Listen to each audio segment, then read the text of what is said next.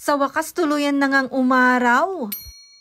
Ito na nga yung sinasabi ko na umaraw na nga talaga ng bonggang-bongga. Ay na Apo, thank you so much Lord. Una lang talaga ang hindi bongga sa umaga. Charis, I woke up like this ba, ganern? Ay na Apo, paano ba maging Marian Rivera? Charis, tinanghali na nga ako sa paggising at ito nga't hindi pa nga kami nakapagligpit ng higaan. Andyan pa nga't hindi pa rin ako nakapagtupi ng aking mga nalabhan. Amoy kulob na nga, hindi pa natupi. Ay na Apo, ewan ko na lang.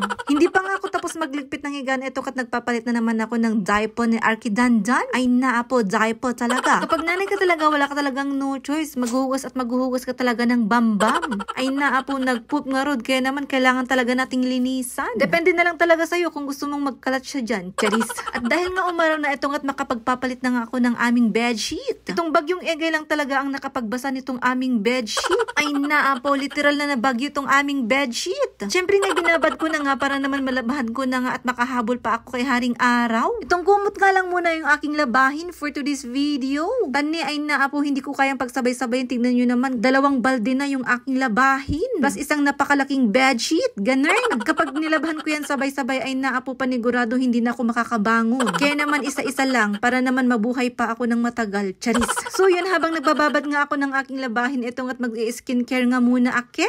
Siyempre, aunahin muna ang ating sarili for today's video. So ayan, habang nagbababad din ako ng aking Peslak, ay isasabay ko na nga rin yung aking pagbabrush, ganun. At syempre, for today's video lang talaga dahil hindi naman talaga ako nagbabrush sa umaga. Charis. At para nga magkaroon ako ng oral sunblock, eto nga magtitake ako ng aking Tokyo. May oral sunblock kasi yan, kaya naman gustong-gusto ko rin. At para naman ma-moisturize ang aking lips, eto nga si lip serum ng Gorgeous Glow ang aking ginagamit. At syempre, hindi mawawala itong Honest Glow 24 karat gold papaya serum. O, diba? Meron ka ba nun? 24 karat? Charis. Kung meron ka naman dyan, mag-share ka naman. At tumatanggap ako kahit na 18 karat lang yan. Charis. O, diba? Legit. Gold na gold talaga ang kulay. At kung napapansin nyo kung nag-glow yung pesko, yan talaga yung nagpapaglow. Yung 24 karat ng Honest Glow. Ganun. Dahil natapos na akong magpaganda, ito nga't for the continuation ng ang aking mga gawain. Ganun pa man, tiis-tiis muna sa pagmamap at parating pa lang naman yung ating mansyon. O, diba? Manifesting, dumating na yung ating mansyon dito sa Baguio. At syempre, sa pagmamanifest natin, kailangan talaga natin ng maraming sipag at tiyaga. Ika ngay, wala naman talagang biyaya na nahuhulog na lang talaga bigla. Bagkus ngay, ang biyaya ay pinagsisikapan at pinagtatrabahuan. Kaya naman, work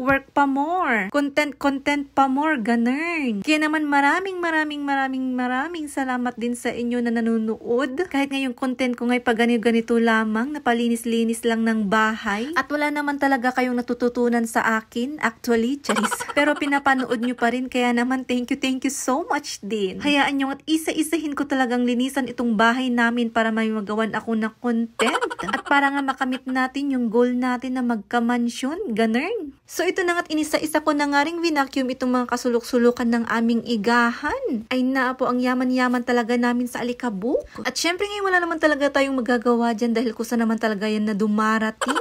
Pinagtatanggal ko na nga rin itong mga wall sticker dito sa may dingdingan namin. Ay na po, sa sobrang moist, nagkukusang tanggalan na lang sila. Di balingat na-enjoy na din naman namin yung mga wall sticker na yan ng 1 taon, kaya naman caring na yan na mapalitan. O, diba, ganun talaga. Kapag hindi na kaya, kailangan ng palitan. Ganun. Huwag mo na lang ipilit kapag hindi na kaya dahil masasaktan ka lang. Charis. So ito na nga't vinacuum ko na nga rin itong aming igahan. Ay na po, ang bigat. Pero dahil nga independent woman tayo, ay na po, kayang-kaya yan. Pero kapag nandyan naman yung mga asawa natin, ay na po, kailangan nating magpabebe. Ganun. Siyempre, hindi lahat kaya natin. Lalong-lalo na nag-asawa nga tayo para may katulong tayo, diba? Katulong, kaagapay, ganun. Pero kapag wala si Mr. ay na po, kailangan nating maging independent woman. Pero may mga time talaga na sinasabi ko na lang talaga sa sarili ko na hindi ko naman talaga kaya, pinipilit ko lang. Mapanindigan lang ba yung pagiging independent woman? Charis. Pero ganun pa man, ito na nga't manananghalian na nga kami ni Arkidandan. Siyempre nga, ang ulam pa rin namin, yung tira pa rin naming adobo for today's video.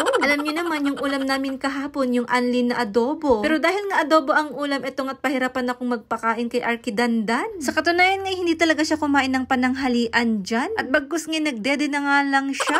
Ay na po, 2 bundok yung kanin ko. So halina kayo at kumain tayo mga mommies and daddies. Pagkatapos ko naman kumain, etong at may parcel na naman akong dumating. Ito nga yung treatment ng buhok pero gagawan ko na nga lang ng separate video. Kaya naman, ito na nga lang muna for our today's video. Thanks for watching. Thank you so much, Lord.